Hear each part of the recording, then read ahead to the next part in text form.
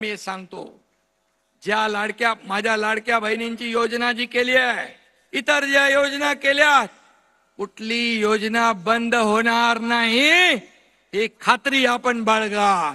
कारण आम्ही खोटी आश्वासनं देणार नाही.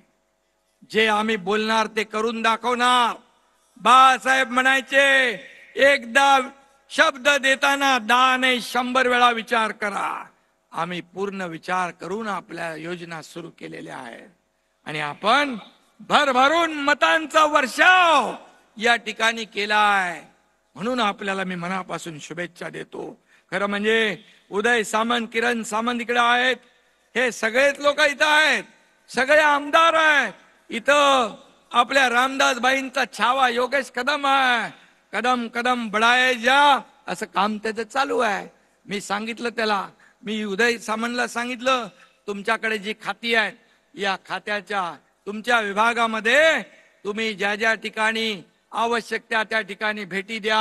मंत्रालयात बसून राहता कामा नये, थेट लोकांमध्ये गेलं पाहिजे, लोकांना ऐकलं पाहिजे, संवाद साधला पाहिजे, त्यांच्या अडचणी समजून सोडवल्या पाहिजे. तात्काळ सगळे मंत्री लोकांमध्ये जाऊ लागले. का घरात बसून राज्य चालवता येतं? हे तर मी नाही म्हणत,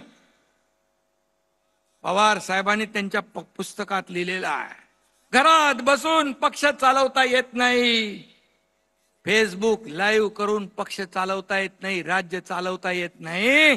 त्याला फेस टू फेस लोकांमध्ये जावं लागतं, लोकांमध्ये संवाद साधावा लागतो, बांधावर जावं लागतं, शेतकऱ्यांना भेटावं लागतं, सर्वसामान्य लोकांच्या अडीअडचणी समजून घ्याव्या लागतात. हा एकनाथ शिंदे शेतकऱ्याचा मुलगा, सर्वसामान्य परिवारातून आम्ही आलो. ही शिवसेना मोठी करण्यामध्ये रामदासबाई, दानेसाहेब, इतर आपले नेते, या सर्व कार्यकर्त्यांनी शिवसेना मोठी केली. घरादारावर तुळशी पत्र ठेवलं, केसेस अंगावर घेतल्या, तेव्हा शिवसेना मोठी झाली.